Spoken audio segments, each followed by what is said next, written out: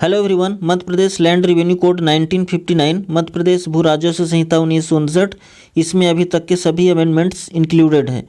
ठीक है। और इस कोड में, इस संहिता में टोटल चैप्टर्स 19 हैं, टोटल सेक्शंस 264 और टोटल शेड्यूल्स 3, कुल अनुसूचियाँ 3 हैं।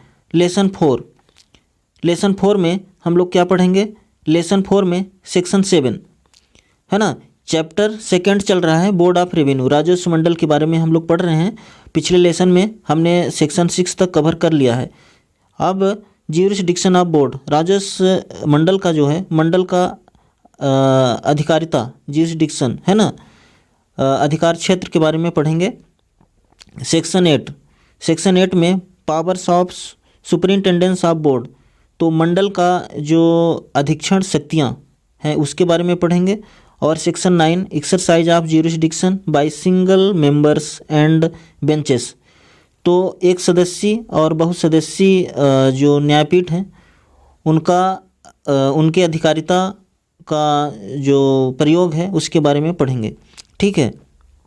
और सेक्शन 10 में पढ़ेंगे cases pending at commencement of code. तो देखो, संहिता जब शुरू हो रहा था तो इसके प्रारंभ के समय जो केस पेंडिंग है उसके बारे में पढ़ेंगे। ठीक है। सेक्शन 7 ज्यूरिसडिक्शन ऑफ बोर्ड, तो मंडल का अधिकारिता के बारे में है इसमें। तो जो मंडल है, मंडल ऐसे शक्तियों का प्रयोग करेगा और ऐसे फंक्शंस, ऐसे कृत्यों का निर्वहन करेगा जो इस मंडल को इस कोड द्वारा अथवा इस कोड के अधीन दिए गए हैं। ठीक है। और ये अन्य शक्तियों का भी निर्वहन करेगा, सच अदर फंक्शंस का भी निर्वहन करेगा जो इसे किसी इनेक्टमेंट, किसी अधिनियम के तहत कन्फर्ड किए जाएं, मतलब दिए जाएं या फिर दिए जा सकते हैं, है ना। जो कन्फर किए जाएं या फिर मे बी कन्फर्ड दिए जा सकते हैं, तो ऐसे शक्तियों का भी है, ऐसे फंक्शंस का भी निर्वहन करेगा। ठीक है।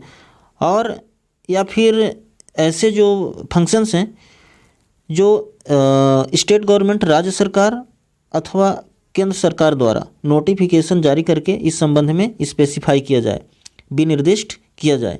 ठीक है। Section 8 powers of superintendence of board, मंडल की अधीक्षण शक्तियाँ।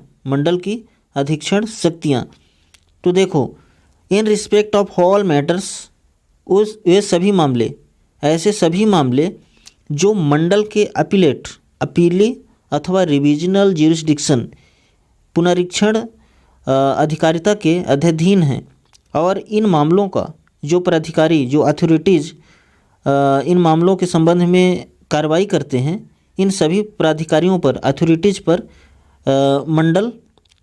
मंडल की सुपरिंटेंडेंस होती है, यानी अधीक्षण शक्तियाँ लागू होती है। ठीक है। और मंडल इन प्राधिकारियों से, इन अथॉरिटीज़ से रिटर्न्स भी मांग सकता है, यानी विवरणी भी मांग सकता है। ठीक है।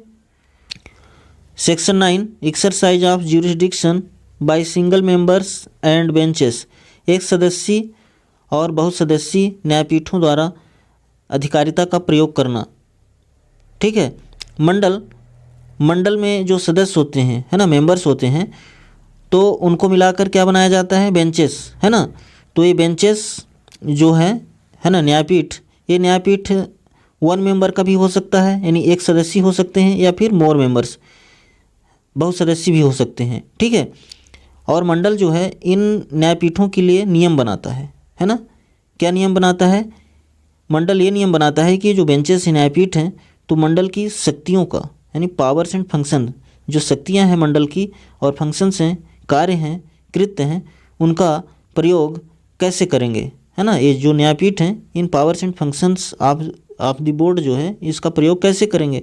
ठीक है। और इन्हीं शक्तियों और फंक्शंस का प्रयोग करते हुए जो न्यायपीठ हैं, बेंचेस हैं, वो डिसीजन देते हैं।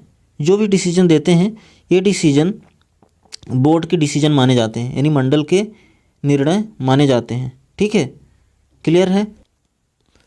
Section 10 cases pending at commencement of code, इस संहिता के प्रारंभ होने के समय केसेस जो पेंडिंग हैं। ठीक है।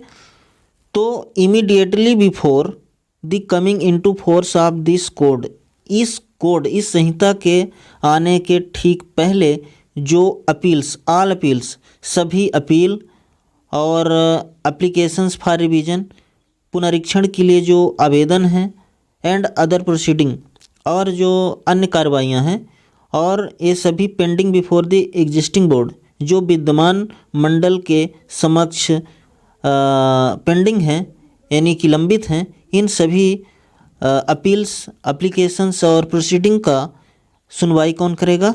मंडल द्वारा किया जाएगा, और मंडल इसके संबंध में डिसीजन भी देगा। ठीक है, okay, that's all, thanks for watching this video.